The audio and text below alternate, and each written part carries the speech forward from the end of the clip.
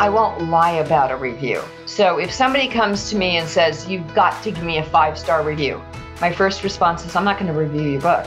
A, I won't promise you anything before I've read it. And if it doesn't deserve it, you won't get it.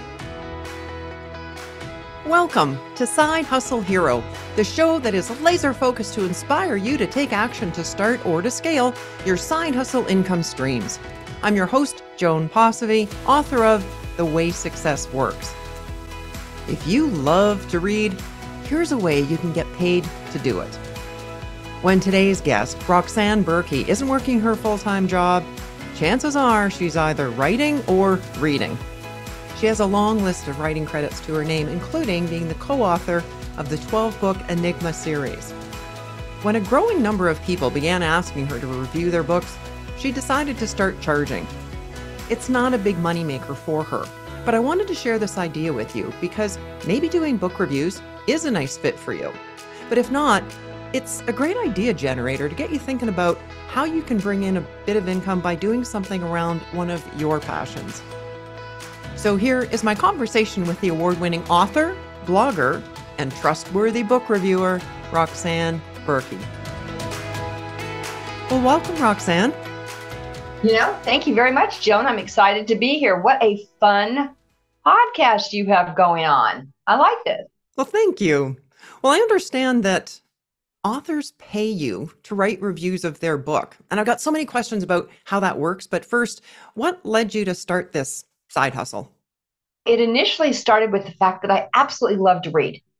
Okay. And so I read all kinds of genres, all different kinds of people. I also really enjoy audiobooks. And one of the things that people really like is when you buy a book, you write a review. And it doesn't even have to be long, right? It can be something short. It can be to the point. It could be just the star rating if you're talking about like Amazon. But if you can say something insightful to an author to say, wow, I love the way these characters evolved. I love the way you were able to engage and put yourself on the shoulder of the hero, or whatever the case would be. I think people like reinforcement of the good. So I come from a generation where my mom taught me, if you can't say something nice, don't say anything at all. So me too. I have turned down reviewing books because I just couldn't get past page 10 and said, here, have your book back. Thank you very much. But book reviews are a big deal. And so when my co-author and I started writing, trying to get reviews was a challenge because people, they just don't want to take the time. They don't want to take the effort. And so that was one of the ways I started writing reviews. Well, that was great. And then people are like, well, do mine. We'll do mine next. We'll do mine. And I'm like, okay, there's only one way I'm going to be able to identify the best way to do this. And that is I'll just put a small fee in there. And two things that the fee does. So it does a way to buy a book that I'm going to review so it can be a verified purchase. And in some venues, that's a very important thing to do. I do like going to book events and having authors sign copies and they'll say, here, I'll sign the book. You'll do a review, right? And I'm like, sometimes I will. I mean, sometimes I'll do it just because I absolutely adore the author and it's a lot of fun. Yes. Other times, though, people are asking for reviews and it's like, it does take some time. And so a little bit of help along that way to either buy the book and spend a little time on it was a way I wanted to do it. Maybe a little bit of clarification of where the review would show up, because when you say book reviews and stars, I'm thinking, forgive me, the Amazon site where you've got X number of reviews, verified purchase. I get that. Yeah. But I'm not sure how. So I've got a book up there for sale for Amazon now. Okay. And people are doing reviews. Okay. But what you're talking about is a little bit different. Like, are you sort of a company that I would reach out to if I want to have more reviews? So you could get an additional review from me. And so, yes, I have my own blog where I post reviews. Okay, so that's one place, and that's shared out on social media. I also have a way of posting, like most people do, to multiple sites. So I'll post to Amazon if, in fact, it's a verified purchase. I really won't post to Amazon unless it is that way, because it's too much of an argument with Amazon. They think you're a phony when you try and post when you haven't verified the purchase. But there's also Goodreads, there's also BookBub. And so I have accounts on all of those places, and those each have different followers. Sometimes people just want to have an additional review. Sometimes people want to have a way of pulling out a quote. And so that's the reason to go down this particular avenue. I do actually have some reviews that go to magazines. I do actually participate in other blogs and other situations. And again, it's a small amount of money. It's not necessarily a huge amount of money, but it's something to kind of take the time to write and get something for it. Could I charge more? I probably could, because I've kind of grown a little bit of a following for it, but it's not necessarily so much for the money as it is for the fun. Okay. And I, as an author myself, I know how important reviews are. Mm-hmm. So the other side of me just wants to help stimulate and remind people to do reviews. So if I was looking at my various sites, I'm an author and wanted an additional review, I could reach out to you and ask you to review my book. And then That's right. part of your fee would be the cost of the book, I suppose. Exactly. Okay. And then what would you charge me? It would depend on what kind of book it is. And it would also depend on how long it is. Okay. So if it's an epic fantasy and it's going to take me several hours to be able to read it and or listen to it, then it would be X amount. If it's a short story and you want something a little faster, then it would be Y amount. I would say the lowest that I tend to charge when I do that is like $25. Okay. I also have been known to work trades. Joan, I'll review your book. You review one of mine and we'll just do a fair exchange on the deal. Got it. But I also do post it to the multiple sites, and I try to keep a good reputation on a fair and honest review. That's the first thing. Yes. I won't lie about a review. So if somebody comes to me and says, you've got to give me a 5-star review, my first response is, I'm not going to review your book. I won't promise you anything before I've read it. And if it doesn't deserve it, you won't get it. Mm-hmm. But if it does deserve it, then hopefully I'll write a good enough review that you can pull a line out of it and use it in your own promotion. But independent authors or indie authors or self-published and small press have a harder time of getting reviews. Yes. If you look at a book and they have 3 reviews, which I have a couple of short stories I recently released that had 3 reviews right now. Okay. But if you keep the buzz going and you keep the reviews coming, then you're going to get more kinds of people looking at that. Sure. And every time on Amazon, that's a very good example. Amazon has an algorithm that goes through and actually pushes books up in the whole, hey, you want to buy this book kind of thing, based on number of reviews, number of comments, number of purchases. All of those things come into play in that algorithm. So that was the other reason I kind of started it, because my background in technology, it just, hey, if you want to kind of get these algorithms to notice you, you've got to do something. So helping others helps me. I don't need to charge an arm and a leg to do that, but it's a lot of fun. And some people, I have had those few books that were just needed work. Yes. And so I would send notes back to the author and say, I'm not going to review this book, because if I did, you would be very unhappy with that review. It would be very hard for you to overcome that review. So I'm going to recommend that you go see an editor, that you look at this particular chapter, you go really revise this book before you re-release it, and make sure that somebody other than just your mom reads it, because moms will say it's lovely. And typically, how long are your reviews? Typically, they run between 250 and 500 words. Wow. Okay. That's a big review then. Yes. And I try to follow a principle that I learned a long time ago. You want to kind of tell people about what's in the book. You want to kind of state your good stuff that you enjoyed in it, or things that you think other readers will enjoy in it, and even trying to get a good line that they might want to extract out of it to use in their social media. Now, not necessarily are they going to reprint the cover of their book and put my quote on it, but there's no reason they can't put it into a description on Amazon or any other place. And so the author would come to you. Part of your fee would be the cost of the book plus, say, $25, as a ballpark. And then for that, you would actually read the book, write the review, possibly post it on your blog, and put it out there to these other sites, all for that price? Yeah. Okay. And it first started when I was part of a group.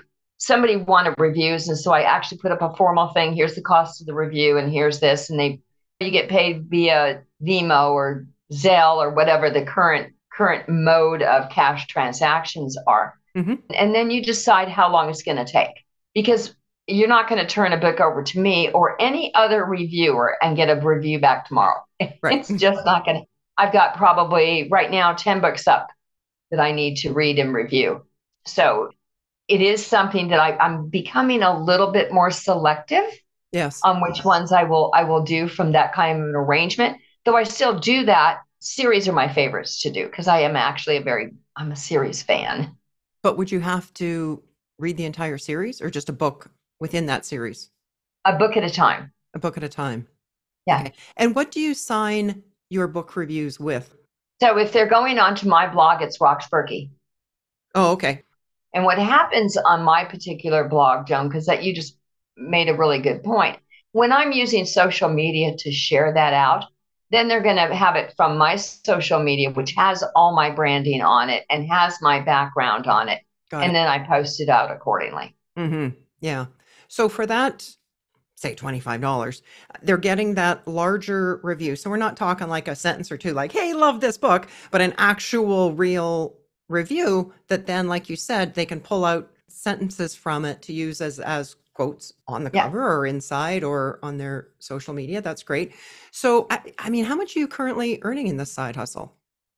So this year so far, I'm a little down this year because I've been writing, but I usually get a couple hundred a month. It's not huge. But it all adds up.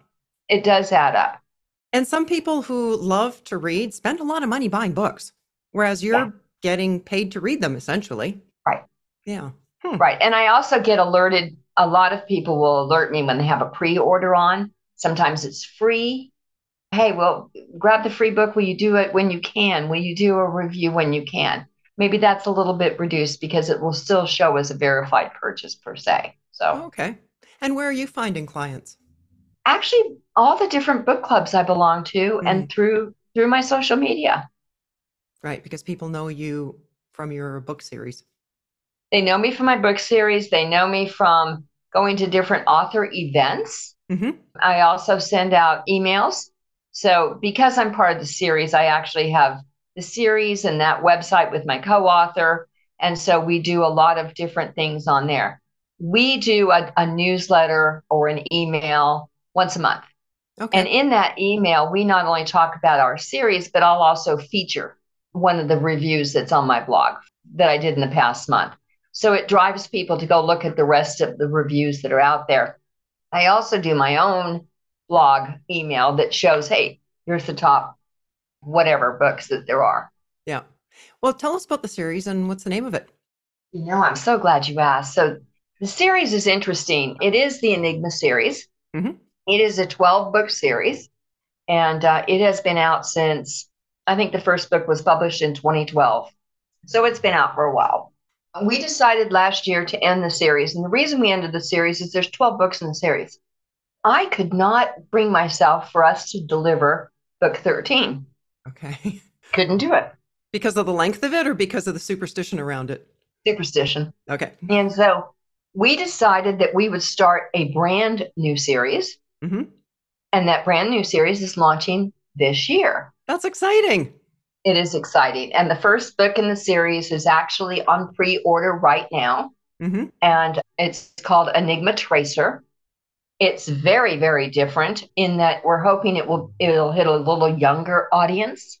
It is the next generation of the heroes that were in the Enigma series themselves. So it allows us to kind of, have more fun with it, get a little more contemporary would be a good term. So The one on the side that is the Enigma threat, that's an image of the main character of Enigma Tracer.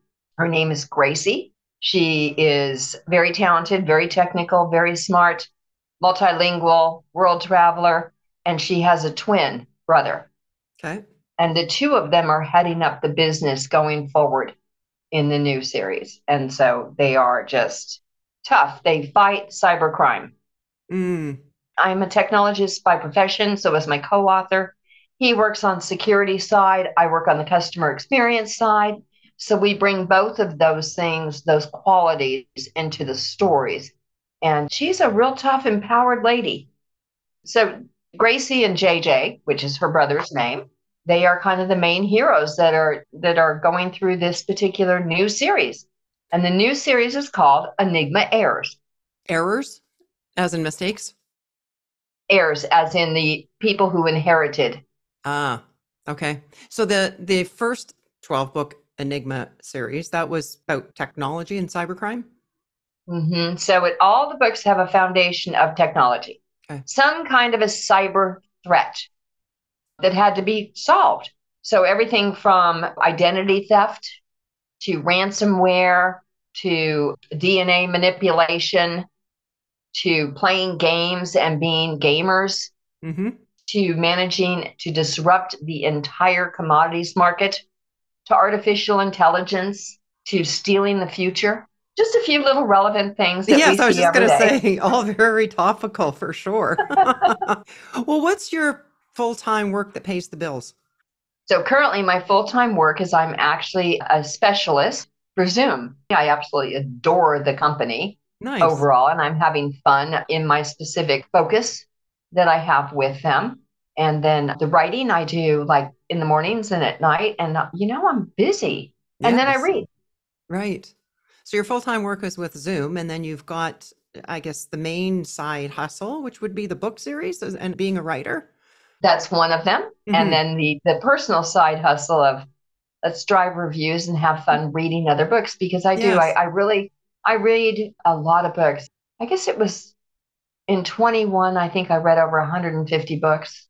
One book every couple of days. Yeah, it's pretty. Some of them are Yeah. very small, though. Some are short stories. Hmm. I mean, it's not like they're all desperately long novels. So I've read some really, really good ones, and I've listened to some fabulous ones. And So I guess someone starting out that loves reading and wants to get involved in doing reviews, I suppose the best places that they would be looking for clients is their book community already, just like yourself, those book clubs that they belong to, writing groups, that type of thing. that's a really good place to start, Joan. The Yeah. other thing is things like Facebook. Hmm. There are, or LinkedIn. Both of those have author groups that tend to clump together. And so offering, you can't just go, hey, Joan, I'm going to review a book for you and you're going to pay me for it. Right. You really have to get some reviews out there. You have to be able to show that you've been thorough in what you're reviewing, that you are wording something that somebody would like to repeat. Start it with sharing. Start it with sharing reviews with people saying, hey, I'd be happy to review your book if you review mine. Now, if you're only a reader and that is all you do, and I've come across those before on Twitter and Facebook, and what they will do is they'll actually put up their blog site. Here's my reviews. Right. Here's what I'm doing. And if you would like one, then I have a little place on the lower right hand corner that you can say, please contact me via email if you'd like to have me review your book and we'll do a quote and Nice. we'll work it one on one. I don't publish the prices. There are some times where if it's a writer that I absolutely enjoy and I just want to have their name or I want them to visit my blog, that pricing could be way different than if Hmm. it's a brand new person that I haven't read before. I had one author that had 14 books published. Some of them were in a series, and he paid all of his reviews up front. And he didn't care how long they took. No big deal. Take your time. Really? Nope. He just wanted reviews. He wanted them to come out routinely and he wanted them to be well done. So, but I've learned a lot in doing and writing reviews. My style has changed. It's improved, just like writing my books. Mm-hmm. writing my stories with my co-author. If you have written anything, the more you do it, the better you get. And that would kind of be my best advice for somebody that would like to do this kind of hustle without even writing. Practice. Yes. Practice what you're doing. Make sure it sounds good when you read it. If it doesn't sound well, then take a moment, put it away, bring it back out, and rework it. Because it's going to be your brand if that's what you want to do. Sure. So anything you want to do that's a side hustle, it's your brand. What does that mean to you? Well, for someone who is working full time, seemingly a full time author as well, and the side hustle of doing reviews, clearly you know a thing or two about getting things done. What would your best tip, Roxanne, be to help others really step out and take action on their side hustle dream? That's a really good question. I think my best tip would be make a plan of what you want to do. Sit down and write it down. What do you want to do? In some cases, you might want to post it on your mirror. Mm-hmm. So you see it every morning. You might want to post it on your refrigerator. And then cut time out of the day that is all you're going to work on. And make it just like no one can interfere with that time. I mean, I have my day stamped out by hour. I don't watch TV, so I have zero TV time, and that's how I get some of the things done, but that's not for everyone either. I think writing it down what you want, making the time to do it, and then practice it. But I started out dedicating 3 hours every single morning to just doing that, to doing the normal creative writing. When you started this series, did you map out that there was going to be 12 books, or did it kind of evolve as you were going along? No, it evolved. And actually, my co-author, when I brought him the starting of the Enigma Factor, which is book 1 in the series. What's his name? His name is Charles Brakefield. We write as Brakefield and Burkey. Nice. When I brought him the first few chapters of Factor, he goes, "Oh, well, this is interesting." Because we had written technical manuals, and technical manuals get stale about 5 seconds after you publish them. Right. So these have a technical flavor to them, which plays to our strengths from our professional perspective. But he said, "Oh, are we going to write a trilogy?" And I went, "No, we're not. We're going to write a series, because how much does technology change every single year? We've got subject matter forever, if at the rate we're going." Right. And so it was never going to be anything more than a series. I just didn't know it was going to stop at 12. Right. And I didn't know my superstition would come into play and go, mm-mm. Well, what's the best way for our listeners to connect with you, Roxanne? So there are probably 2 main ways to do that. The first is they can go to enigmaseries.com. Okay. There is a contact me on the bottom, and they can write an email and say, "Hey, I'd like to reach out." They can also go to Rox, R-O-X, Burkey, BURKEY.com, and do the same thing. That's the blog. Read some of the reviews, read some of the interviews, see if it's your cup of tea. Great. But hopefully you'll find something fun that you would enjoy. If nothing else, you might find a really good read. Absolutely. And one of 12 of the Enigma books to get started on, or the new one series you've got coming up. Right. Or the 10 short stories we have out too. Nice. Well, thank you so much, Roxanne, for sharing your insights into your side hustle and your series, both past and coming up. That's very exciting. Congratulations. And of course, thank you for being today's side hustle hero. Oh, I'm so delighted to be part of the show, Joan. Thank you so much for your time. So that's a wrap for today. You'll find links to Roxanne's websites in the show notes and on our website, sidehustleheropodcast.com. And I'd love to hear your feedback on the show, on the guests, how this podcast is helping you. What areas could we do better? Shoot me an email message to hello@joanposivy.com or by DM on Instagram @joanposivy. Thanks for listening, and hustle on.